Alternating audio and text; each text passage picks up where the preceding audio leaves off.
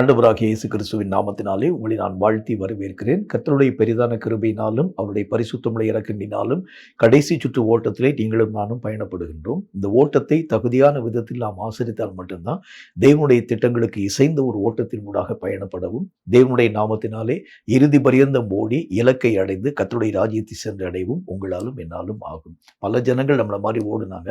ஆனால் பலவிதமான தடுக்கல்களிலே அவர்கள் மெய்யாகவே இடறி கடந்து போனது மட்டும் இல்லாமல் ஆண்டவராகிய தேவனை விட்டு விலகி போகக்கூடிய மார்க்கத்தை அவர்கள் தங்கள் வாழ்க்கையிலே மெய்யாகவே ஏற்றுக்கொண்டதாக வசனத்தின் ஊடாக நீங்களும் நானும் பார்க்க முடியும். வேதம் சொல்லக்கூடிய வார்த்தையின் அடிப்படையில் அந்த கடைசி காலத்துல ஒரு முக்கியமான கருத்தை நான் உங்களோடு கூட பேச வேண்டியது அவசியம். பல நேரங்களில் சத்துருடைய வஞ்சனைகளை பற்றி நாம் பேசுகிறோமே தவிர, நானே சில நேரங்களிலே வஞ்சிக்கப்பட்டேன் என்பதை அறிய முடியாதவனாய் காணப்பட்டு விடுகின்றேன். கர்த்தருடைய நாமத்தினால இதுக்கு நல்ல ஒரு உதாரணத்தை நான் சொல்லிட்டு கர்த்தருடைய வார்த்தையின் ஊடாக அழைத்து கொண்டு போனா தான் இவைகளுடைய ஆழங்களை தெளிவான விதத்தில் விளங்கிக் கொள்ள நம்மளால முடியும். சிம்சோனுடைய வாழ்க்கையை நம்ம எடுத்து பார்க்கிறது உண்டானால், சிம்சோனும் அவனை சார்ந்திருக்கக்கூடிய மக்களும் சிம்சோனை பார்க்கும்போது அவங்க என்ன யோசிச்சிருப்பாங்க அப்படின்னா, இவன் இன்றைக்கும் நியாயம் விசாரிக்கக்கூடியவனாகவே காணப்படுகின்றான். கர்த்தருடைய நாமத்தினால இஸ்ரவேலிலே வரக்கூடிய எல்லா விதமான பிரச்சனைகளுக்கும் நல்ல ஒரு தீர்வை சொல்லக்கூடியவனாய் விளங்குகிறான். ஆனா அவன் அறியாம அவனுடைய வாழ்க்கை வஞ்சிக்கப்படக்கூடிய ஒரு நிலைகளின் மூலமாக கடந்து போகிறத அவன் தன்னுடைய வாழ்க்கையில யோசிக்கவே முடியாதவனாக வேத புத்தகத்துல வாசிக்கிறோம். தேவன் தன்னை விட்டு விலகினதை அறியாதவருக்காக. அப்ப எவ்வளவு தூரம் அவனுடைய ஆவிக்குரிய நிலை வஞ்சிக்கப்பட்டு மெய்யாகவே கர்த்தராகிய தேவனை விட்டு விளக்கத்தின் ஊடாக கடந்து போயிருக்குன்னு பாருங்க. அப்ப நம்முடைய வாழ்க்கையிலே பிசாசனுடைய அநேக விதமான தந்திரங்கள் நம்மை வஞ்சிக்கக்கூடிய அளவிற்காக சில நேரங்களில் வலு சர்ப்பம் என்று அழைக்கக்கூடிய அந்த பொல்லாத பிசாசே நேரடியான அநேக விதமான வஞ்சனைகளின் ஊடாக நம்மை பிரவேசிக்க செய்து நாம் மெய்யாகவே ஆராதிக்கக்கூடிய கர்த்தரை நாம் மறக்கக்கூடிய அளவிற்கான சூழ்நிலைகளை அவன் உருவாக்க ஆரம்பிச்சிடும். ரொம்ப ஜாக்கிரதையா நம்ம இருக்க வேண்டியது அவசியம். இன்னொரு எக்ஸாம்பிள் சொல்றேன் பாருங்க. ஆண்டவராகிய தேவனோடு கூட இசைந்து பயணிக்கக்கூடிய மனிதர்களாக காணப்படக்கூடிய அவருடைய அப்போஸ்தலர்கள். அப்போஸ்தலர்களுக்குள்ளாக மிகவும் பிரதானமாய் ஆண்டவராகிய தேவனால் தேர்ந்தெடுக்கப்பட்டிருக்கக்கூடிய மக்கள் 3 பேர். அதுல ஒருவன் ஆண்டவராகிய தேவனால் விசேஷமாய் ஆண்டவராகிய தேவனால் அழைக்கப்பட்ட மனிதனாய் காணப்படக்கூடிய பேதுரு அப்போஸ்தலன். ஒரு நாள் ஆண்டவராகிய தேவன் அவருடைய சீஷர்களும் பயணப்படக்கூடிய நேரத்துல தன்னுடைய மரணத்தை பற்றி கர்த்தராகிய தேவன் பேசுகிறார். எருசலேமுக்கு போறோம், நமக்கு என்னென்ன விதமான பிரச்சனை வரப்போகிறது என்பதை பற்றி கர்த்தர் பேசுகின்றார். என்றாலும் கூட அவ்வளோ நாள் வரைக்கும் கர்த்தருடைய வார்த்தையை கேட்டவனாய் காணப்பட்ட பேதுரு, கர்த்தருடைய வார்த்தைகளை அறிந்தவனாய் காணப்பட்ட அந்த பேதுரு மட்டுமல்லாமல் வேதம் சொல்லக்கூடிய வார்த்தையின் அடிப்படையில் அங்கு காணப்படக்கூடிய சீஷர்கள் எல்லா விதமான சீஷர்களை காட்டிலும் வயதிலே முதிர்ந்தவனாய் காணப்படக்கூடிய பேதுருவும் கூட அவ்வளவு காரியங்களை நேர்த்தியாக அறிந்திருக்கக்கூடிய அந்த மனிதனாய் காணப்பட்ட பேதுரு ஆண்டவராகிய தேவனுக்கு அருகாமையிலே காணப்பட ஆரம்பித்தாலும் சற்று தன்னுடைய வழி விளக்கத்தின் ஊடாக கடந்து போய் சாத்தானுக்கு இடமளிக்கக்கூடியவனாய் விளங்கினான். அதனாலதான் கர்த்தர் பேசக்கூடிய வார்த்தைகளுக்கு எதிர்த்து பேசி அவன் சொல்றான், உமக்கு இந்த காரியம் மெய்யாகவே உருவாக்கப்படக்கூடாது. உடனே பேசுகிறது பேதுரு அல்ல, பேதுருவை வஞ்சித்த சாத்தான் ஆண்டவராகிய தேவனுடைய திட்டங்களை அபத்தமாக்கும்படிக்காய் பேதுருவின் மூலம் பேசுகிறார் என்பதை கர்த்தர் மெய்யாகவே புரிந்து கொண்டு சாத்தானை ஆண்டவராகிய தேவன் கடிந்து கொள்கிறார். அவர் சொல்லுகின்றார், பின்னாக போ சாத்தானே, நீ தேவனுக்கு ஏற்றவைகளை சிந்தியாமல் மனுஷனுக்கு ஏற்றவைகளை சிந்திக்கிறார். கர்த்தரோடு கூட செஞ்சு நடக்கும்போது கூட நம்மை சாத்தானால் வஞ்சிக்க முடியும். அப்ப ரொம்ப எவ்வளவு ஜாக்கிரதையா இருக்குன்னு பாருங்களேன். நம்முடைய ஆவிக்குரிய நிலைகளை நம்ம எடுத்து பார்க்கக்கூடிய நேரத்துல பல நேரங்களில் பல விஷயங்களில் நீங்களும் நானும் வஞ்சிக்கப்பட்டிருக்கக்கூடிய ஒரு மக்களாக விளங்க ஆரம்பிக்கிறத பார்க்க முடியும். சில இடங்கள்ல வலு சர்ப்பங்கள் அநேகம் தாபரங்களை கூட நமக்குள்ள அமைச்சிருக்கக்கூடிய அந்த நிலைகளை கூட பார்க்க முடியும். நம்ம ரொம்ப ஆழமா நம்ம ஆராய்ச்சி பார்த்தா தான் நம்ம நினைப்போம், மேலோட்டமாக நம்ம பார்க்கும்போது நல்ல ஒரு வாழ்க்கை தான். நிறைய பேருக்கு கர்த்தருடைய வார்த்தையை சொல்றேன், கர்த்தருடைய நாமத்தினால் அநேகம் தினங்கள் ரட்சிக்கப்படுறாங்க. பெரிய ஊழியத்தை நான் செஞ்சுட்டு வரேன், பெரிய சபை கட்டடத்தை நான் கட்டியிருக்கிறேன், ஆயிரக்கணக்கான லட்சக்கணக்கான மக்கள் கர்த்தருடைய வார்த்தைகளை என் மூலமாக கேள்விப்பட ஆரம்பிக்கிறாங்க. மூலமா கேள்விப்பட ஆரம்பித்தாலும் கூட பேதுருவும் கூட கர்த்தருடைய நாமத்தினாலே அவ்வளவு அதிசயங்களை கர்த்தராகிய தேவன் தந்திருக்கக்கூடிய அபிஷேகத்தினால் அதிசயங்களை செய்த பேதுருவனுடைய வாழ்க்கையை வஞ்சிக்கும்படிக்காக, கர்த்தருக்கு பக்கத்திலே இருந்திருக்கக்கூடிய பேதுருவை வஞ்சிக்கும்படிக்காக சாத்தான் வந்து அவனுக்குள் தங்கினது உண்டானால் நம்முடைய ஆவிக்குரிய நிலைகளை ஒவ்வொரு நாளும் ஆராய்ந்து பார்க்க வேண்டியது அவசியம். ஒருவேளை நம்முடைய வாழ்க்கை வலு சர்ப்பத்தின் தாபரமா இருக்குன்னு வச்சுங்களேன், கர்த்தராகிய தேவனுடைய சந்திப்பின் நாள நீங்களும் நானும் போக முடியுமான்னு யோசிச்சு பாருங்க. அப்ப நம்முடைய வாழ்க்கையில எங்கெங்கெல்லாம் ஆண்டவராகிய தேவனுக்கு எதிரடையாக இல்ல சாத்தானுக்கு இடம் கொடுக்கும் மக்களாக சர்ப்பத்தினுடைய அநேக விதமான வஞ்சிக்கப்படக்கூடிய அந்த வஞ்சகத்திற்கு இடமளிக்கும் ஒரு மனிதனாக நான் விளங்க ஆரம்பிக்கிறேன் என்பதை நான் ஆராய்ந்து பார்க்க வேண்டியது அவசியம். ஒரே ஒரு விஷயத்தை சொல்லிடுறேன். ஒவ்வொரு நாளும் பகலின் குளிர்ச்சியான வேளையில ஆதாமையும் ஏவாளையும் கர்த்தர் நாள்தோறும் சந்திக்கிறார். என்றாலும் அந்த இடத்திலும் கூட சாத்தானுக்கு இடமளிக்கக்கூடிய வழி அவனுடைய வாழ்க்கையிலே உருவாக்கப்படுது. எவ்வளவு ஜாக்கிரதை இருக்கணும் பாருங்க. அப்ப நம்முடைய ஆவிக்குரிய காரியங்களை குறித்து ஒவ்வொரு நாளும் அலசி ஆராய்ந்து பார்க்க ஆரம்பித்தால் மட்டும்தான் சாத்தானுக்குரிய ஏதாகிலும் தன்மைகள் என்னுடைய வாழ்க்கையில் இருக்கிறது உண்டானால் அவைகளை விட்டு நான் அப்புறப்படுத்தப்பட வேண்டியது அவசியம். ஒன்று, வலு சர்ப்பத்தின் தாபரம் எங்கேயாச்சும் உள்ள இருக்குன்னு வச்சுக்கோங்க, எங்காகிலும் சாத்தானுடைய அதாவது அந்த குடியிருப்பு என்னுடைய வாழ்க்கையில் இருக்கிறது உண்டானால் நான் கர்த்தருடைய ராஜ்யத்தின் ஊடாக கடந்து போகவே முடியாது, 100% போக முடியாது. இப்ப நான் ஒவ்வொரு நாளும் என்னுடைய ஆவிக்குரிய நிலைகளை உய்த்து ஆராய்ந்து பார்க்க வேண்டியது அவசியம். வலு சர்ப்பங்கள் நம்மை வஞ்சிக்கும்படிக்காக வரக்கூடிய வானமண்டலத்தின் பொல்லாத ஆவிகளின் சேனைகளாகட்டும், அல்லது இந்த பூமியிலிருந்து வரக்கூடிய அநேக விதமான, அதாவது இது இந்த பாதாளத்தினுடைய ஆவிகளாக இருக்கட்டும், அல்லது அது சாத்தானுடைய நேரடியான தாக்குதலாய் காணப்படக்கூடியதாக இருக்கட்டும், ஏதாகிலும் ஒரு வழியிலே எங்காகிலும் நீங்களும் நானும் வஞ்சிக்கப்பட்டிருக்கக்கூடிய நிலைகளின் ஊடாக இருக்கிறது உண்டானால் ரொம்ப ஜாக்கிரதையா இருங்க, மனம் திரும்பிடுங்க. இந்த மாதிரியான காரியங்களை வைத்துக்கொண்டு தேவராஜ்யத்தின் ஊடாக பயணிக்க உங்களாலும் என்னாலும் ஆகாது. வலு சர்ப்பத்தினுடைய வஞ்சகம் என்றால் என்ன? இதுதான் இன்னைக்கு கொஞ்சம் ஆழமாக, கொஞ்சம் வித்தியாசமாக நாம் நம்முடைய தியானத்திலே பார்க்க வேண்டியது அவசியம். கர்த்தருடைய வேதம் நம்முடைய வாழ்க்கையிலே ஒரு நல்ல ஒரு வார்த்தை சொல்கிறது. எங்க இந்த மாதிரியான சாத்தானுடைய குடியிருப்பு காணப்படும், எங்க எந்த மனுஷனை நோக்கி சாத்தான் தன்னுடைய வஞ்சகமான வலையை வீச போறான், யாருக்குள்ளாக குடியிருக்கும்படிக்காக சாத்தான் மெய்யாகவே பயணப்பட போகிறான், சில முக்கியமான கருத்துக்களை உங்கள்கிட்ட நான் பேசணும்னு சொல்லி ஆசைப்படுறேன். கொஞ்சம் ஜாக்கிரதை கவனிங்க. எரேமியா தீர்க்கதரிசியின் புத்தகத்துல அதுல 49வது அதிகாரம் 31 முதல் 33 வரைக்கும் இருக்கக்கூடிய வசனங்கள் இந்த வார்த்தையை நமக்கு சொல்கிறது. எரேமியா தீர்க்கதரிசியின் புத்தகம் 49வது அதிகாரம் 31 முதல் 33 வரைக்கும் இருக்கக்கூடிய வசனங்களை வாசிக்கிற கவனிங்க. அது என்ன போட்டுக்கொண்டு பாருங்க. அஞ்சாமல் நிர்விசாலமாய் குடியிருக்கிற ஜாதிக்கு விரோதமாய் எழும்பி போங்கள் என்று கர்த்தர் சொல்லுகிறார். அதற்கு வாசல்களும் இல்லை, தாழ்பாடும் இல்லை, அவர்கள் தனிப்பட தங்கியிருக்கிறார்கள். 32வது வசனம், அவர்களுடைய ஒட்டகங்கள் கொள்ளையும் அவர்களுடைய ஆடு மாடுகளின் ஏராளம் சூறையுமாகும். நான் அவர்களை சகல திசைகளுமான கடையாந்திர மூலைகளில் இருக்கிற இடத்திற்கு சிதறடித்து விட்டு அதனுடைய சகல பக்கங்களிலும் இருந்து அவர்களுக்கு ஆபத்தை வரப்பண்ணுவேன் என்று கர்த்தர் சொல்கிறார். ஆத்சோர் வலு சர்ப்பங்களின் தாபரமாகி என்றென்றைக்கும் பாழாய் கிடக்கும், ஒருவனும் அங்கே குடியிருப்பதும் இல்லை, ஒரு மனுப்புத்திரனும் அதில் தங்குவதும் இல்லை என்கிறார். இதுல முக்கியமான ஒரு விஷயம், எப்போ இந்த மாதிரி சாத்தானுடைய வலு சர்ப்பத்தின் தாவரமா எங்க மாற்றப்படும் அப்படின்னா எதையும் பற்றி கவலையே படாம, அது கொஞ்சம் யோசிச்சு பாருங்க. வாசலும் கிடையாது, கதவும் கிடையாது, தாழ்பாலும் கிடையாது, நிர்விசாரமாய் காணப்படக்கூடிய ஒரு சூழ்நிலை. அவங்களுடைய வாழ்க்கையில எதை பற்றி அவங்களுக்கு கவலையே இல்லை. நான் ஓடக்கூடிய ஓட்டம்லாம் எல்லாம் பெர்ஃபெக்ட் தாங்க, அதில் எந்த விதமான மாற்று கருத்தும் கிடையாது. நான் எல்லா விதமான எடுத்து வைக்கக்கூடிய ஒவ்வொரு அடிச்சுவோடும் கர்த்தருக்கு பிரியமானதுதான். இப்படி பல விதமான மக்கள் தங்களை உய்த்து ஆராய்ந்து பார்க்கக்கூடிய நிலைகளில் நிர்விசாரமாய் காணப்படக்கூடிய நிலைகளை நாம் பார்க்க முடியும். இதில் கர்த்தருடைய வேதம் என்ன விதமான வார்த்தையை ஆண்டவராக தேவன் சொல்லுகின்றார். அதில் ஆண்டவருடைய வேதம் சொல்லக்கூடிய வார்த்தையின் அடிப்படையில் ஒருவனும் அங்கே குடியிருப்பதில்லை, ஒரு மனுப்புத்திரனும் அதில் தங்குவதும் இல்லை என்று கர்த்தர் சொல்லுகிறார். ஒருவனும் குடியிருப்பதில் மனுப்புத்திரன் தங்குவதில்லை என்று சொன்னால் எதை ஆண்டவராக தேவன் சொல்கிறார்? மனுஷனை எதுக்கு கர்த்தர் உண்டாக்குனார்? வேத புத்தகத்தை வாசி பார்த்தீங்கன்னா, பூமியை ஆண்டவருடைய நாமத்தினாலே பண்படுத்தவும் காப்பாற்றவும் மனிதனை கர்த்தர் உண்டாக்கினார். இப்ப மனுஷனே இல்லைன்னு சொன்னா என்ன அர்த்தம் பாருங்க? காப்பாற்றப்படாத ஒரு வாழ்க்கை, சீராக்கப்படாத ஒரு வாழ்க்கை. சீர்படுத்துகிறதுக்கு மனுஷன் கிடையாது, ஆலோசனை சொல்வதற்கு ஆள் கிடையாது. எந்த யோசனையும் அவர்களுடைய மனம் மெய்யாகவே ஏற்க மனமற்றதாய் விளங்க ஆரம்பிச்சிடும். அவர்கள் தங்கள் மார்க்கத்திலே தங்களுடைய வாழ்க்கையுடைய நிலைகளை நீதி உள்ளதாக நினைவு கூற ஆரம்பிக்கிறாங்க.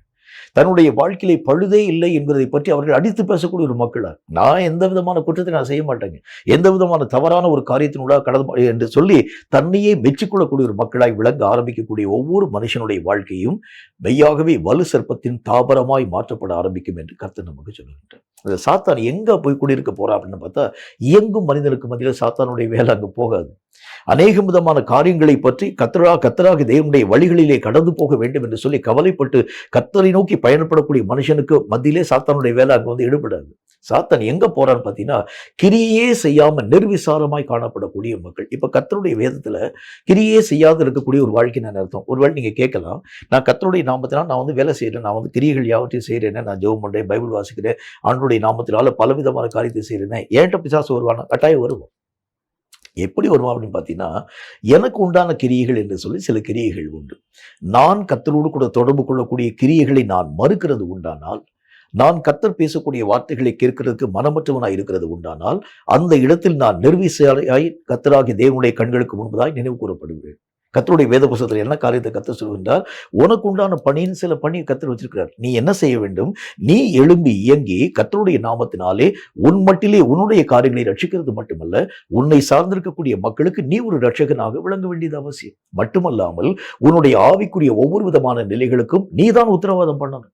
ஆனா இன்னைக்கு பல இடங்களை நீங்க பார்க்க ஆரம்பிக்கிறது உண்டானால், பல ஊழியங்களை அவர்கள் சார்ந்து வாழ்ந்து தங்கள் வாழ்க்கைக்கு யாராகிலும் ஒரு மனிதன் உத்தரவாதம் பண்ணக்கூடிய அளவிற்காக அவருடைய நிலைகள் அந்த மக்களுடைய கரங்களுக்குள்ளாக மெய்யாகவே அடைக்கல பொருளாக வைக்கப்பட்டிருக்கிறது பார்க்கிறோம். அடமானமாக்கி வச்சிருக்கிறாங்க. என்னை அவர் தாங்க நடத்துவார், என்னுடைய எல்லா காரியத்தையும் அவர் பார்த்துக்கிடுவாங்க என்று சொல்லி வேதம் சொல்லக்கூடிய வார்த்தையோட அடிப்படையில் நான் இயங்க வேண்டிய காலத்தை நான் தான் இயங்கணும். அவங்க எனக்கு அநேக விதமான உறுதுணையாக ஒத்தாசையாக அந்த ஒத்தாசைக்குரிய காரியங்களை செய்வாங்களே தவிர என்னுடைய இயக்கத்தை நான் தான் செய்ய வேண்டியது அவசியம். என்னுடைய சாப்பாட்டுக்குரிய அந்த பணியை நான் தான் செய்யணும். என்னுடைய வேலைக்குரிய காரியத்தை நான் தான் செய்யணும். என்னுடைய சம்பாத்தியத்துக்குரிய வழிகள் யாவற்றையும் நான் தான் செய்யணும். எல்லாத்தையும் அவர் பார்த்துக்கிறார்னு சொல்லிட்டு நான் மெய்யாகவே அமர்ந்திருக்கிறது உண்டானால் நிர்விசாரம் உள்ளவன் என்று சொல்லக்கூடிய ஒரு பெயரினால் அழைக்கப்பட்டு விடுவோம். என்னுடைய இயக்கத்தை நான் மெய்யாகவே மறுத்து மற்றவனுடைய இயக்கத்தை நான் குளிர்காய ஆரம்பிக்கிறது உண்டானால் நான் நிர்விசாரியாய் காணப்படுகிறேன். வலு சர்ப்பம் உள்ள வந்துடும். ரொம்ப ஜாக்கிரதையா இருங்க, ரொம்ப கேர்ஃபுல்லா இருங்க. வலு சர்ப்பம் எங்க வர்றான் பாருங்க. அவனுக்கு ஒரே ஒரு விஷயம் தான் அவனுடைய மனதுக்குள்ளாக இருக்கிறது. என்ன விஷயம் இருக்கிறது? என்னை பார்த்துக்குள்ள ஒருத்தர் இருக்கிறாங்க, எனக்கு வாசல் வேணாம், தாப்பால் வேணாம், கதவு வேணாம், ஒண்ணுமே வேணாம், அவன் என்னை பார்த்துக்கிடுவான் என்று சொல்லி எவன் ஒருவன் தான் இயங்க மனமற்றவனாய் விளங்குகிறானோ சர்ப்பம் உள்ள வந்துடும். ரொம்ப ஜாக்கிரதையா இருங்க. உங்களுடைய ஆவிக்குரிய இயக்கங்களை குறித்து நீங்கள் ஆராய்ந்து பார்க்கணும். நான் எந்தெந்த இடத்துல நான் லேக்கா நிற்கிறேன், எந்தெந்த இடத்துல இயங்காமல் இருக்கிறேன், மற்றவனை நான் சார்ந்து வாழ ஆரம்பிக்கிறேன், அவன் கொடுக்கக்கூடிய ஆலோசனைப்படி நான் போக நான் நினைக்கிறேன், எனக்கும் கர்த்தருக்கும் இடையில காணப்படக்கூடிய அந்த பரஸ்பரமான உறவுகள் யாவற்றை நான் இலக்கு கொடுத்து விட்டு மற்றவனுடைய அநேக விதமான நிழலில் நான் குளிர்காய ஆரம்பிக்கின்றேன். இந்த மாதிரியான காரியங்கள் எல்லாம் என்னுடைய வாழ்க்கையிலே என்ன அறியாமல் ஆவிக்குரிய அந்த நிர்விசாரமான நிலைகள் யாவற்றையும் உருவாக்க ஆரம்பிக்கிறதுனால சர்ப்பம் உள்ள வந்துருவோம். நமக்கே தெரியாது, உள்ள வந்து நமக்கு தெரியாது. நான் மெய்யாகவே வஞ்சிக்கப்பட்ட ஒரு வாழ்க்கை வாழ ஆரம்பிக்கிறேன். நான் ஆண்டவராகிய தேவனுடைய இயக்கத்தை மெய்யாகவே மறுத்து என்னுடைய இயக்கங்கள் எல்லாவற்றையும் மட்டுப்படுத்தி மற்றவனை சார்ந்து வாழ ஆரம்பிக்கிறது உண்டா? எனக்கு எந்த விதமான வாசலுக்குரிய தேவை ஒண்ணுமே கிடையாது. ஏனென்றால் என்னை பாதுகாக்க அவன் இருக்கிறான். எனக்கு தாழ்பாளுக்குரிய தேவை ஒண்ணுமே இல்லை. ஏனென்றால் என்னை காப்பாற்றுகிறதுக்கு அவன் இருக்கிறான். எனக்கு எந்த விதமான கதவுகள் எனக்கு தேவைப்படுகிறது இல்லை. ஏனென்றால் என்னை காப்பாற்ற இருக்கிறேன் என்று சொல்லி தன்னுடைய இயக்கத்தை எவன் ஒருவர் மறுத்து மற்றவனுடைய இயக்கத்தை சார்ந்து வாழுகிறானோ சர்ப்பம் உள்ள வந்துடும். ரொம்ப ஜாக்கிரதையா இருங்க. உங்க ஒவ்வொரு மனிதனுக்கும் ஒரு இயக்கத்தை கர்த்தர் வச்சிருக்கிறாரு. உங்களுடைய இயக்கத்திற்கு ஏற்றவனமா நீங்கள் இயங்க ஆரம்பித்தால்தான் சாத்தானுடைய வல்லமைகள் உங்களை மெய்யாகவே தொட முடியாது. அஞ்சுவான், நடுங்குவான். நான் என்னுடைய எல்லா விதமான கதவுகளை நான் மெய்யாகவே பாதுகாக்கணும். என்னுடைய தாழ்பாடுகளை நான் மெய்யாகவே செம்மைப்படுத்த வேண்டியது அவசியம். என்னுடைய எல்லா விதமான வழிகள் யாவற்றையும் நான் காவல்படணும். நான் செய்ய வேண்டிய அந்த பணிகளை நான் செய்யாமல் மற்றவனை நான் என்னுடைய வாழ்க்கையை முதன்மைப்படுத்த ஆரம்பிக்கிறது உண்டானால் சாத்தான் உன்னுடைய வாழ்க்கையை எளிதாக வஞ்சித்துவிடான். உனக்குள்ள சர்ப்பத்தினுடைய தாவரம் உள்ள இருக்கும் சொல்லி கர்த்தர் நமக்கு சொல்லுகின்றார். கேட்கும் கர்த்தருடைய பிள்ளை ரொம்ப ஜாக்கிரதையா இருங்க. கர்த்தருடைய நாமத்தினால சில காலங்கள் ஆண்டவராகிய இயேசு கிறிஸ்து தம்முடைய சீஷர்களுக்கு அடைக்கலமாக இருந்தார். அவங்களுக்கு வரக்கூடிய எல்லா விதமான பிரச்சனைக்குரிய காரியங்களை முன்பதாகவே அறிவித்து அவர்களை காப்பாற்றும் ஒரு தேவனாக விளங்க ஆரம்பித்தார். ஆனால் இயேசு கிறிஸ்து பரம் ஏறக்கூடிய நாட்களிலே அந்த சீஷர்களை பார்த்து கர்த்தராகிய தேவன் சொல்கின்றார், நான் உங்களை விட்டு போக போறேன். இனி நீங்கள் இயங்க வேண்டிய காலம், நீங்க அநேக விதமான கிரியைகளை செய்ய வேண்டிய காலம். இப்படி நான் கிரியைகளை நடப்பிக்க துவங்க ஆரம்பித்தால் மட்டும்தான் சர்ப்பத்தினுடைய தாபரமாக நான் மாற்றப்படாமல் ஆண்டவராகிய தேவனுடைய இயக்கத்திற்கு உட்படுத்தப்பட்டவனாய் விளங்க ஆரம்பிக்கிறதை பார்க்கணும். கேட்கக்கூடிய கர்த்தர் பிள்ளைகளே ரொம்ப ஜாக்கிரதையா இருங்க. மற்றவனுடைய இயக்கத்தில் நான் குளிர்காய ஆரம்பிக்கிறது. அவன் தீர்க்கதரிசனம் சொல்றாங்க, அது போதும். அவன் வெளிப்பாடு சொல்லிட்டாங்க, அது எனக்கு போதும். அவன் எனக்காக ஜெபிக்கிறான், அது எனக்கு போதும். அவன் எனக்கு அற்புதங்கள் வாங்கி கொடுப்பான், அது எனக்கு போதும் என்று சொல்லி உன்னுடைய இயக்கத்தை மட்டுப்படுத்தி நீ நிர்விசாரியா இருக்கிறது உண்டானால் வலு சர்ப்பத்தினுடைய தாபரமாய் உன்னுடைய வாழ்க்கை நிலைகள் காணப்பட ஆரம்பிக்கிறதை பார்க்க முடியும். ரொம்ப ஜாக்கிரதையா இருங்க. இப்படிப்பட்ட ஆட்களை தான் வஞ்சிக்கும்படிக்கு சாத்தான் தன்னுடைய அதாவது சகல விதமான அந்த தாபரம் என்று சொல்லி அழைக்கப்படக்கூடியது உன்னுடைய குடியிருப்பாவே மாறிடும். அந்த இடம் சாத்தான் எப்பொழுதும் வந்து போகக்கூடிய ஒரு இடமாக அந்த இடம் மாற்றப்பட ஆரம்பிக்கிறதை பார்க்க முடியும். ஆகவேதான் கர்த்தருடைய வேதம் சொல்லக்கூடிய வார்த்தையின் அடிப்படையில் இந்த மாதிரி விஷயங்கள்ல உங்களுடைய இயக்கத்தை நீங்கள் மட்டுப்படுத்த அளவுக்காக ஜாக்கிரதையாக நீங்கள் இயங்க பழக ஆரம்பித்தால் மட்டும்தான் சாத்தானுடைய வல்லமைகள் உங்களை ஒரு நாளும் பாதிக்காது. இரண்டாவது ஒரு காரியத்தை பாருங்க. கர்த்தருடைய வேதம் மற்றும் ஒரு வார்த்தையை நமக்கு சொல்ல ஆரம்பிக்கிறது. எரேமியா தீர்க்கதரிசியின் புஸ்தகத்துல அதில் 9வது அதிகாரம் 11 முதல் 14 வரைக்கும் இருக்கக்கூடிய வசனங்களை வாசிக்கிறேன் கேளுங்க. எரேமியா 9வது அதிகாரம் 11 முதல் 14 வரை இருக்கக்கூடிய வசனங்களை வாசிக்கிறேன், கவனிக்க. அது என்ன போட்டு பாருங்க. நான் எருசலேமை மண்மேடுகளும் வலு சர்ப்பங்களின் தாவரங்களும் ஆக்குவேன், யூதாவின் பட்டணங்களையும் குடியில்லாதபடி பாழாக்கி போடுவேன். 12வது வசனம், இதை உணரத்தக்க ஞானம் உள்ளவன் யார்? தேசம் அழிந்து ஒருவனும் கடந்து போக முடியாதபடி அது பாழாக்கப்படுகிற முகாந்திரம் என்ன என்று கர்த்தருடைய வாய் தன்னுடனே சொல்லுகிறதை கேட்டு அறிவிக்கத்தக்கவன் யார்? 13வது வசனம், நான் அவரவருக்கு விதித்த என்னுடைய நியாய பிரமாணத்தை அவர்கள் விட்டு என் சொல்லை கேளாமலும் அதன்படி நடவாமலும். 14வது வசனம், தங்களுடைய இருதயத்தின் கடினத்தையும் தங்கள் பிதாக்கள் தங்களுக்கு கற்றுக் கொடுத்த பாகால்களையும் பின்தொடர்ந்தார்களே என்று கர்த்தர் சொல்லுகின்றார். இரண்டாவது காரியம், கர்த்தரை விட்டு நான் விலகுகிறது உண்டானால், கர்த்தரை விட்டு விலகிறதுனா முழுசு நான் கர்த்தரை விட்டு அப்படி வெளியே போறதில்லை. என்னுடைய மனம் கர்த்தரோடு கூட இசையாது இருக்கிறது உண்டானால் என்னுடைய மன அளவிலே நான் கர்த்தராகிய தேவனை விட்டு விலகிறேன். என்னுடைய சிந்தனையில கர்த்தரோடு கூட இணைக்கப்படாது இருக்கிறது உண்டானால் என் சிந்தனைகளிலே நான் கர்த்தராகிய தேவனை விட்டு விலக்கப்படுகின்றேன். என்னுடைய கிரியைகள்ல கர்த்தராகிய தேவனுடைய செயல்கள் வெளிப்படுத்தப்படாமல் நான் என்னுடைய இஷ்டத்தின்படி கிரியைகளை செய்கிறது உண்டானால் என்னுடைய கிரியைகளிலே நான் கர்த்தராகிய தேவனை விட்டு சற்று நான் விலகி இருக்க ஆரம்பிக்கின்றேன். ரொம்ப ஜாக்கிரதையா இருக்கணும். நம்முடைய வாழ்க்கையில பல நேரங்களில் என் விருப்பத்தின்படி நான் செய்யும் பொழுது கர்த்தரை விட்டு நான் விலகிறேன். என்னை நான் மெச்சிக்கொள்ள ஆரம்பிக்கும் பொழுது கர்த்தரை விட்டு நான் ஆண்டவராகிய தேவனுடைய வழியை விட்டு நான் மெய்யாகவே பின்வாங்கி போயிடுறேன். கர்த்தராகிய தேவனுடைய நாமத்தினால் கர்த்தரை கிரியை செய்ய விடாமல் நானே கிரியைகளை செய்ய ஆரம்பிக்கிறது உண்டானால் கிரியைகளின் அளவிலே ஆண்டவராகிய தேவனை விட்டு நான் விலக்கப்படக்கூடியவனாய் காணப்பட ஆரம்பிச்சிடறேன். எந்தெந்த இடங்களெல்லாம் ஆண்டவராகிய தேவனுக்கும் உங்களுக்கும் சம்பந்தமே இல்லாத ஒரு வாழ்க்கை வாழ்றீங்களோ, நீங்களாக இயங்கக்கூடிய ஒரு மக்களாக, நீங்களாக சிந்திக்கக்கூடிய ஒரு மக்களாக, நீங்களாக கிரியைகளை நடப்பிக்கக்கூடிய ஒரு மக்களாக, நீங்களாக யோசிக்கக்கூடிய ஒரு மக்களாக, எனக்கு நானே கட்டுப்பாடுகளை விதித்து எனக்கு நானே சட்டங்களை இயற்றி எனக்கு நானே காரியங்களை உருவாக்க ஆரம்பிக்கிறது உண்டானால் தேவனாகிய கர்த்தருடைய செயல்பாடுகள் அங்கே நிறுத்தப்பட ஆரம்பிக்கிறத பார்க்க முடியும். அவன் தானா இயங்க ஆரம்பிச்சா கர்த்தர் அங்க வேலை செய்ய மாட்டார். கர்த்தராகிய தேவனுடைய இயக்கத்திற்கு நீங்கள் உட்படுத்தப்பட வேண்டும் என்றால் நீங்கள் இயங்காமலும் கர்த்தர் இயங்கும்படிக்காக நீங்கள் அனுமதிக்கவும் வேண்டியது அவசியம். இப்படி செஞ்சாதான் ஆண்டவராகிய தேவன் உங்கள் வாழ்க்கையில இயங்க துவங்க ஆரம்பிக்கிறது பார்க்க முடியும். வசனத்தில் என்ன போட்டிருக்கு? கர்த்தர் உங்களுக்காக யுத்தம் செய்வார், நீங்க இயங்காம சும்மா இருங்க.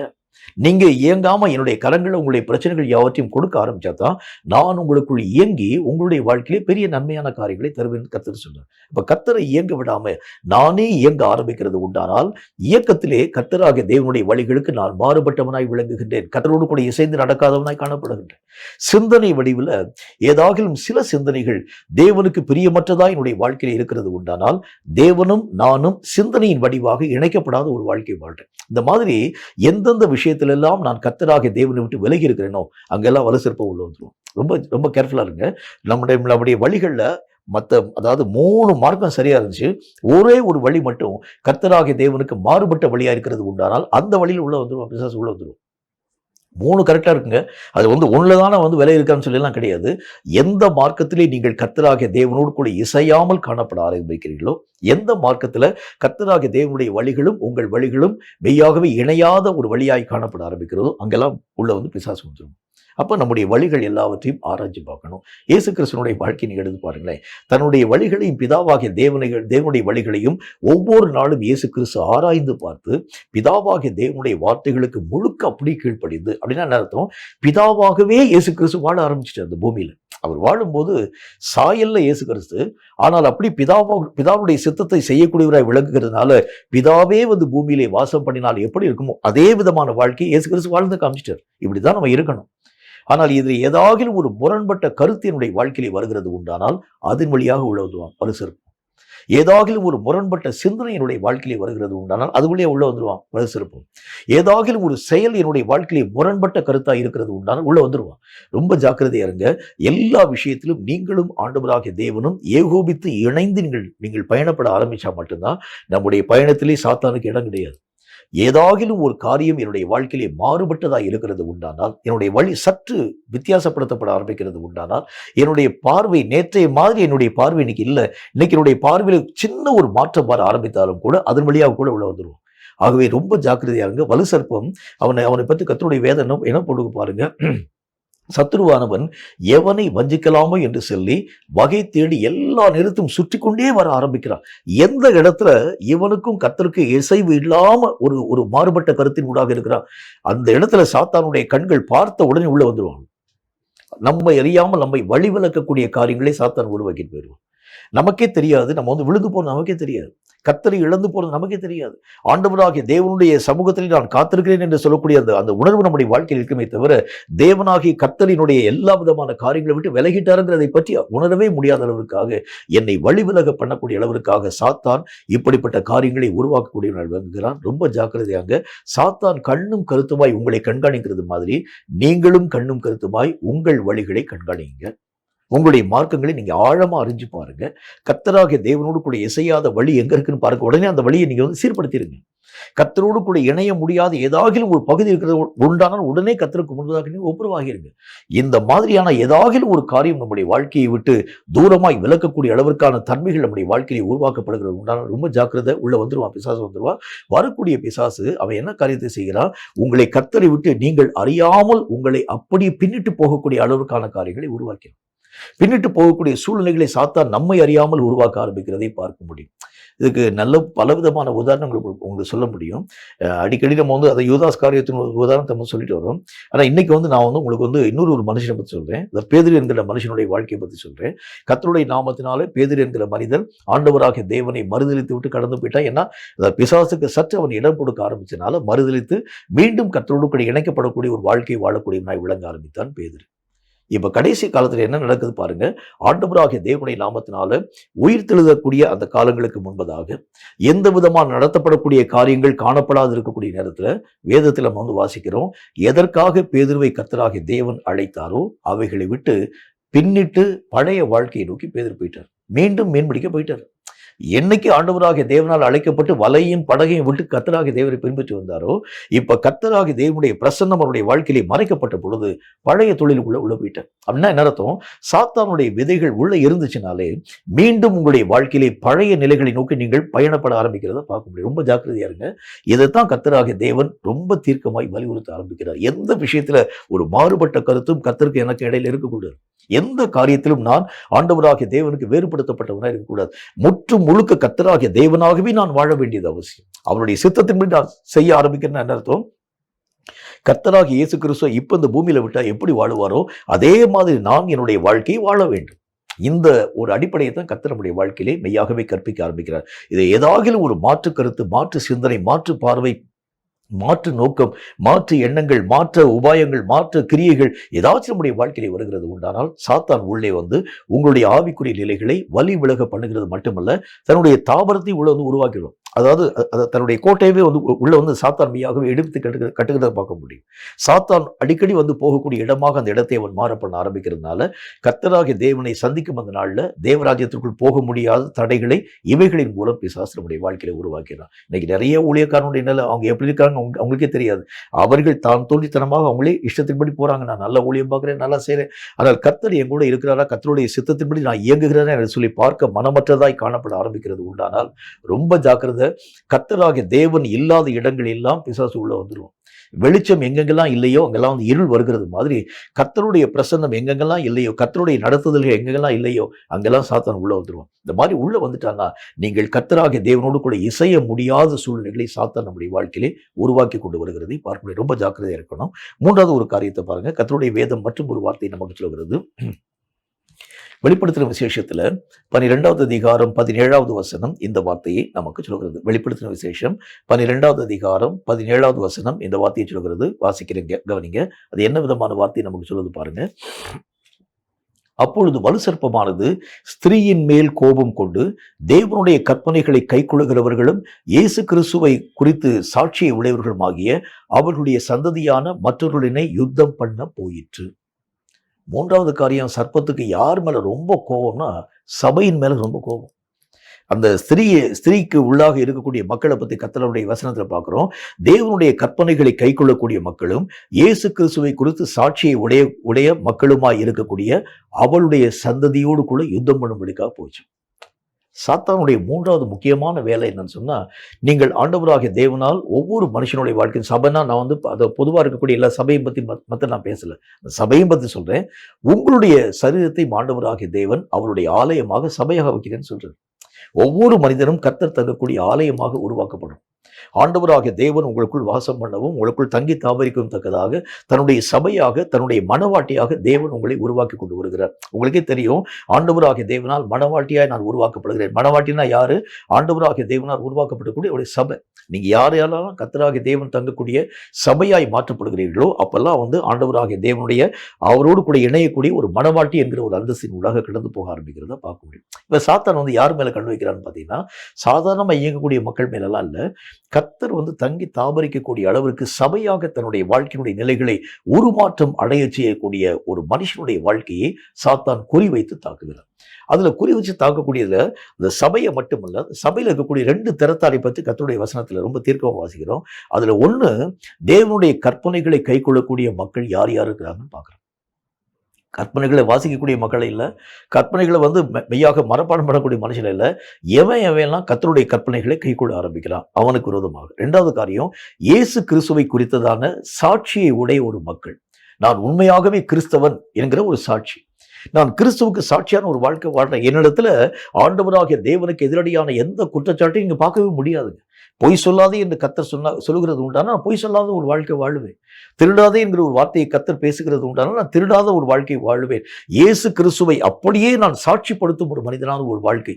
இந்த 2 பேரை தான் சாத்தான் குறிவைக்க ஆரம்பிக்கிறான். அப்படின்னா அப்ப மற்ற மக்களை பத்தி கர்த்தருடைய வேதனை அவனை பத்தி சாத்தானே கண்டுக்கிற மாட்டான் பாருங்க. சாத்தானுக்கு யார் மேல குறி வைக்க போறான் அப்படின்னு பாத்தீங்கன்னா, எவன் வசனங்களுக்கு உட்படுத்தப்பட்ட ஒரு வாழ்க்கை வாழுகிறான், எவன் கர்த்தரையே தன்னுடைய வாழ்க்கையின் சாட்சியாக கொண்டுகிறார், இவர்கள் மேலே தன்னுடைய கண்களை சாத்தான் பதிய செய்து அவர்களுக்கு விரோதமாய் கிரியைகளை உருவாக்கும்படிக்காய் தீவிரம் காண்பிக்கிறான் திருச்சபைகள் தோறும். அப்ப அந்த சபையை வச்சிருக்கக்கூடிய ஒவ்வொரு திருச்சபையில் இருக்கக்கூடிய ஜனங்களும் ரொம்ப ஜாக்கிரதையா இருக்கணும். திருச்சபையில மட்டுமல்ல, நான் என்னுடைய சரீரத்தை சபையாக ஒப்புக்கொடுக்க ஆரம்பித்திருக்கிறது உண்டானால் நானும் என்னுடைய வாழ்க்கையில் ரொம்ப ஜாக்கிரதையா இருக்கணும். இந்த ஒவ்வொரு விதமான தன்மைகளும் எதை என்னுடைய வாழ்க்கையை வலியுறுத்த ஆரம்பிக்கிறது? வசனங்களுக்கு நடுங்கக்கூடிய என்னுடைய உணர்வின் நிலைகளை ஆண்டவராகிய தேவன் சொல்கின்றார். அதுல ஒரு திறத்தார் என்று அழைக்கப்படக்கூடிய மக்கள் என்னுடைய வசனத்துக்கு நடுங்கக்கூடிய உணர்வு. 2வது காரியம், என்னுடைய சாட்சியின் வாழ்க்கையை அதாவது என்னுடைய வாழ்க்கையில் நான் காத்துக்கொள்ளக்கூடிய தன்மை. இந்த 2 உணர்வையும் சாத்தான் குறிவைத்து தாக்கும்படிக்காக வருகின்றான். ரொம்ப ஜாக்கிரதையாக கேர்ஃபுல்லாக நீங்க இருக்க ஆரம்பிச்சா மட்டும்தான் சாத்தானுடைய தன்மைகளுக்கு நீங்களாக்கப்பட்டு நீங்களும் நானும் காப்பாற்றப்பட முடியும். இன்னைக்கு நான் உங்களுக்கு முக்கியமான ஒரு கருத்தை உங்களுக்கு சொல்ல வேண்டியது அவசியம். நீங்களும் நானும் பார்க்கக்கூடிய நிறைய பிரபலமான ஊழியர்கள் கூட கர்த்தரை விட்டு விலகி என்றைக்கோ அவருடைய வாழ்க்கை வலு சர்ப்பத்தின் தாபரமாக மாற்றப்பட்டிருக்கிறது. அது நமக்கே தெரியாது. அவங்க இன்னைக்கு வரைக்கும் அவங்க மூலமா நடக்கக்கூடிய அற்புதங்களை பார்ப்போம், அவங்க மூலமா சொல்லப்படக்கூடிய வார்த்தையை பார்ப்போம். இன்னைக்கு வரைக்கும் அவங்க மூலமா ஆண்டவராகிய தேவனுடைய இயக்கங்கள் இருக்கிறதை போல அந்த தோற்றங்கள் எல்லாவற்றையும் பார்க்க முடியுமே தவிர உண்மையிலே கர்த்தருக்கும் அவர்களுக்கும் சம்பந்தமே இல்லாத ஒரு வாழ்க்கையின் ஊடாக. அப்படின்னா என்ன அர்த்தம்? நான் ஏற்கனவே உங்களுக்கு அதாவது போன பாயிண்ட்ல சொன்னது மாதிரி, என்னுடைய வாழ்க்கையிலே கர்த்தராகிய தேவனோடு கூட இசைய முடியாத ஒரு சின்ன ஒரு கருத்து இருந்தா கூட சாத்தானுடைய பிரச்சனை உள்ள வந்துடும். இப்ப இந்த இடத்துல கர்த்தருடைய வேதம் சொல்லக்கூடிய வார்த்தையின் அடிப்படையில வசனத்துக்கு உட்படாத எந்த காரியம் என்னுடைய வாழ்க்கையிலே காணப்பட ஆரம்பித்தாலும் அதற்கு அந்த வசனத்துக்கு உட்பட்ட ஒவ்வொரு காரியங்களுக்கு விரோதமாய் போராட பிசாசு வரும். ரொம்ப ஜாக்கிரதையாங்க. நீங்க எந்தெந்த காரியங்கள் எல்லாம் வசனத்துக்கு கீழ்ப்படுத்தாம இருக்கக்கூடிய வரைக்கும் பிசாசு நமக்கு விரோதம் வரமாட்டார். ஆனால் வசனத்திற்கு கீழ்ப்படுத்தும்படிக்காக என்னைக்கு நீங்க உங்க வாழ்க்கையுடைய நிலைகளை தீவிரப்படுத்துறீங்களோ அப்போ உடனே சாத்தானுடைய போராட்டங்கள் நமக்கு விரோதமாய் உருவாக்கப்பட்டோம். 2வது காரியம் என்ன ஒரு காரியத்தை பார்க்கிறோம்? கிறிஸ்துவை என்னுடைய சாட்சியாக கொள்ளக்கூடிய ஒரு வாழ்க்கை. நான் உண்மையாகவே கிறிஸ்துவுக்கு சாட்சியான ஒரு வாழ்க்கை வாழ்றேங்க. என்னை பார்க்கிறவன் என் பிதாவாகிய தேவனை பார்க்கிறார் என்று இயேசு கிறிஸ்து சொன்னது மாதிரி, என்னை கண்டவன் என் இயேசுவை என் மூலமாய் பார்க்கிறான் என்று சொல்லி இயேசுவுக்கு சாட்சியா நான் வாழக்கூடிய ஒரு வாழ்க்கை வாழும்படிக்காக என் கால்களை முன்னெடுக்க ஆரம்பிக்கிறது உண்டானால் போராட்டம் வந்துடும். சாத்தான் என்னை வஞ்சித்து இந்த மார்க்கத்திலே நின்று என்னை வேறு பிரிய செய்து தன்னுடைய மார்க்கங்களை என்னுடைய வாழ்க்கையை திணிக்கும்படிக்காக சபைகள் தோறும் சாத்தானுடைய இயக்கம் இந்த நாட்களிலே தீவிரப்படுத்தப்பட ஆரம்பிக்கிறது. ரொம்ப ஜாக்கிரதையா இருங்க. சபையில செத்து போன ஆட்களெல்லாம் சாத்தான் பக்கத்துல கூட வரமாட்டான். சபையில எந்த விதமான இயக்கமுமே இல்லாத இருக்கக்கூடிய ஆட்களுக்கு பக்கத்துல வரமாட்டான். சபையில சும்மா நான் வந்தேன் உட்கார்ந்து எந்திரிச்சு போனக்கூடிய மக்கள்லாம் அவனுக்கு வரமாட்டான். ஆராதனை பண்றீங்க, கர்த்தருடைய நாமத்தினால காணிக்கை போடுறீங்க, சபைக்கு அநேக விதமான உதவி இப்படிப்பட்ட மக்கள் எல்லாம் பக்கத்துல கூட வரமாட்டான் பிசாசு. ஆனால் யாரை தொடும்படிக்காய் வருகின்றான்? வசனத்தின்படி எவன் வாழுகின்றான் அவனுக்கு விரோதமாய். கர்த்தருடைய சாட்சியை உடையவனாக இவன் கிறிஸ்துவன் என்கின்ற ஒரு சாட்சியை மெய்ப்பிக்கக்கூடிய வாழ்க்கை வாழக்கூடிய எவன் இருக்கிறான், இவனை குறிவைத்து சாத்தான் மெய்யாகவே தாக்கும்படிக்க வருகிறான். இவனை வீழ்த்துகிறது தான் சாத்தானுடைய முக்கியமான பணி. ஏன்னா அவனுடைய வாழ்க்கையை வீழ்த்தி தன்னுடைய தாபரத்தை இங்கே உருவாக்க வேண்டும் என்று சாத்தான் அவர்களுக்கு எதிராக போராடக்கூடியவனாய் விளங்க ஆரம்பிக்கிறான். அப்போ இந்த மாதிரியான வாழ்க்கையினுடைய நிலைகளை குறித்து ரொம்ப ஜாக்கிரதையா இருங்க. வலு சர்ப்பம் இந்த நாட்கள்ல எங்கோ ஒரு மூலையில கிடக்கக்கூடியவனாய் அல்ல, இன்றைக்கு மனிதர்களின் மத்தியிலே மனிதனாக உலாவை கொண்டு வர ஆரம்பிக்கிறான். சத்ருவானவன் என்று அழைக்கப்படக்கூடியவன் எங்கோ ஒரு மூலையிலிருந்து சட்டத்திட்டங்களை போடக்கூடிய மட்டுமல்ல, இப்ப மனிதர்களுக்குள் மனிதனாக கலந்து உங்களை வஞ்சிக்கும் முகாந்திரமாக எங்கெங்கெல்லாம் லூப் ஹோல் இருக்குன்னு பார்க்குறான். ரொம்ப ஜாக்கிரதையாக உங்களுடைய ஆவிக்குரிய நிலைகளை நீங்கள் பாதுகாப்போடு கூட மெய்யாகவே காப்பாற்றிக் கொள்ள ஆரம்பிச்சா மட்டும்தான் இந்த நிலைகளில் நின்று நீங்களும் நானும் காப்பாற்றப்பட முடியுமே தவிர, மற்றபடி ஏதாகிலும் ஒரு காரியத்தில் ஏதாகிலும் ஒரு கண்ணியில், இப்ப சாத்தான் நமக்கு முன்பதாக வைக்கக்கூடிய கண்ணி நீங்க எடுத்து பார்த்தீங்கன்னா, ஒரே ஒரு இடத்துல மட்டும் சாத்தான் நமக்கு விரோதமாக கண்ணி வைக்க மாட்டோம். எங்க மதிச்சாலும் ஏதாகிலும் ஒரு வழியிலே உங்களுடைய கால்கள் சிக்க வேண்டும் என்பதற்காக உங்களுக்கு முன்பதாக உங்களை சுற்றிலும் பல நிலைகளிலே கண்ணிகளை உருவாக்குகின்றார். ஏதாகிலும் ஒரு கண்ணில அவனுடைய கால்கள் மெய்யாகவே பிடிக்கப்படணும். இதுதான் பிசாசனுடைய முக்கியமான ஒரு தந்திரம், முக்கியமான ஒரு வேலை. ஏதாகிலும் ஒரு காரியத்துல ஒருவேளை கர்த்தருடைய வசனங்களுக்கு மீறுகிறது மட்டும் இந்த ஒரு காரியத்தை நான் எடுத்துக்கொள்கிறேன் அப்படிலாம் பார்க்க மாட்டேன். கர்த்தருடைய வசனத்தை மீறக்கூடிய காரியங்களை ஒரு பக்கம் வச்சிருந்தாலும், இன்னொரு பக்கத்துல பார்த்தீங்கன்னா சத்தியத்துக்கு கீழ்ப்படியாத ஒரு வாழ்க்கை இன்னொரு பக்கத்தில் வச்சிருந்தாலும், இன்னொரு பக்கத்துல ஜெபிக்க முடியாத ஒரு அநேக விதமான அதாவது ஒரு ஆண்டவராகிய தேவனுடைய நாமத்தினால நிர்விசாரமாய் வாழக்கூடிய ஒரு வாழ்க்கை என்பதை பற்றி இப்படி பல நிலைகளில் சாத்தான் கண்ணிகளை நமக்கு முன்பதாக வச்சிருக்கிறதுனால ரொம்ப ஜாக்கிரதையாங்க. ஒரு முறை நம்முடைய கால்கள் கண்ணிலே சிக்குகிறது உண்டானால் வலு சர்ப்பத்தின் தாவரம் உங்களுக்குள்ள வந்துடும். அவனுடைய குடியிருப்பா நீங்க மாறிடுவீங்க. கர்த்தராகிய தேவனுடைய வேதத்தில் நம்ம வாசிக்கிறது மாதிரி சத்துருவின் குடியிருப்பாக நீங்கள் மாற்றப்படுகிறது உண்டானால் தேவனுடைய கோபாக்கினை நம்முடைய வாழ்க்கையிலே வரும். கர்த்தருடைய ராஜ்யத்தை சென்று அடைய ஒரு நாளும் முடியாது. அப்போ நம்முடைய வாழ்க்கையை குறித்து ரொம்ப ஜாக்கிரதையா இருந்து எந்த இடத்திலும் சாத்தானால் பிடிக்கப்படாத அளவிற்காக ஜாக்கிரதையாய் உங்கள் கால்களை நீங்கள் கர்த்தருடைய நாமத்தினாலே வழுவாமல் தேவனுடைய சமூகத்திலே சித்தத்தின்படி நீங்கள் இயங்க ஆரம்பிக்கிறது உண்டானால் நல்ல போராட்டத்தை போராடி ஓட்டத்தை முடித்து வெற்றியான ஒரு வாழ்க்கை வாழ உங்களாலும் என்னாலும் ஆகும் என்கிறதில் சந்தேகம் ஒன்றுமில்லை. தலைகளை தாழ்த்தி கண்களை மூடி கர்த்தரை நோக்கி நாம் ஜெபம் செய்வோம். சர்வ வல்லமுள்ள ஆண்டவராகிய கர்த்தாவே, எங்களை வஞ்சிக்கும்படிக்காய் வரக்கூடிய பொல்லாத சாத்தான் எந்தெந்த மார்க்கத்திலெல்லாம் வரலாம் என்று சொல்லி தீவிரம் காண்பிக்கக்கூடியவனாய் இருக்கிறார் என்பதை பற்றி கர்த்தர் எங்களோடு கூட திட்டமாய் பேசிக் கொண்டு வந்தீர். நாங்கள் நிர்விசாரமாய் வாழுகிறது உண்டானால், எங்களை பற்றி அலட்சிய போக்கோடு நாங்கள் இருக்கிறது உண்டானால், இயங்காமல் காணப்பட ஆரம்பிக்கிறது உண்டானால், வேதத்திலே நாங்கள் வாசிக்கிறது மாதிரி கர்த்தாவே உமக்கு கோடானு கோடி சோத்திரம் வசனங்களுக்கு ஏற்ற ஒரு வாழ்க்கை வாழாம, அல்லது ஒருவேளை கர்த்தருக்கு சாட்சியான ஒரு வாழ்க்கை வாழாம ஏதாகிலும் ஒரு மார்க்கத்திலே நாங்கள் விழுந்து போகும்படியான அந்த சூழ்நிலைகள் உருவாக்கப்படுகிறது உண்டானால், அந்த வழியிலே சாத்தான் எங்களுடைய வாழ்க்கைக்குள்ளாக வந்து நாங்கள் அறியாத மார்க்கத்திலே எங்களை வஞ்சித்து ஆண்டவராகிய தேவனுக்கு முன்பதாக எங்களை கொண்டு போய் கர்த்தாவே உமக்கு சோத்திரம் நிறுத்தி உமக்கு எதிராளியாய் எங்களை இயங்க பண்ணுகிறான் என்பதை பற்றி நாங்கள் கற்றுக்கொள்ள ஆரம்பிச்சோம்ப்பா. இந்த வார்த்தைகளை கேட்கக்கூடிய நாங்கள் எங்களுடைய ஆவிக்குரிய நிலைகளை ஆழமாய் ஆராய்ந்து பார்த்து எந்த இடத்திலும் சாத்தானுடைய விதைகள் எங்களுடைய வாழ்க்கையிலே காணப்படாத அளவிற்காக, எந்த இடத்திலும் எங்களுடைய வழிகள் உமக்கு மாறுபட்டதாய் காணப்படாத அளவிற்காக சகல ஜாக்கிரதையாக எங்கள் நிலைகளை ஆராய்ந்து பார்த்து தேவனுக்கு பிரியமாக வாழ்ந்து உம் நாமத்தை மகிமைப்படுத்த கிருபை தர வேண்டும் என்று இயேசு கிறிஸ்துவின் நாமத்தினால் ஜெபித்திருக்கிறோம் எங்கள் பரிசுத்தமுள்ள பிதாவே. ஆமேன், ஆமேன். இந்த வார்த்தைகளை கேட்டு உங்கள் ஒவ்வொருவரையும் கர்த்தர் அளவில்லாமல் ஆசீர்வதிப்பாராக. சாத்தானுக்கு இடம் கூடாமல் நீங்கள் ரொம்ப ஜாக்கிரதையாக இருக்க வேண்டியது அவசியம். ஏன்னா அந்த காலத்துல எந்த வழியிலே சாத்தான் வருவார் என்பதை அறிய முடியாமல் இருக்கிறதுனால எல்லா வழிகளையும் நீங்கள் பாதுகாப்பாக வைத்துக்கொண்டு எதிலும் உங்கள் கால்கள் சிக்குண்டு போகாத அளவிற்கு ஜாக்கிரதையாக உங்கள் வாழ்க்கை நிலைகளை ஆசிரிக்கிறது உண்டானால் நிச்சயமாய் தேவனுடைய சித்தத்தை நிறைவாக்க நம்மால் முடியும் என்கிறதில் சந்தேகம் ஒன்றுமில்லை. கர்த்தர் தாமே உங்களை அளவில்லாமல் ஆசீர்வதிப்பாராக.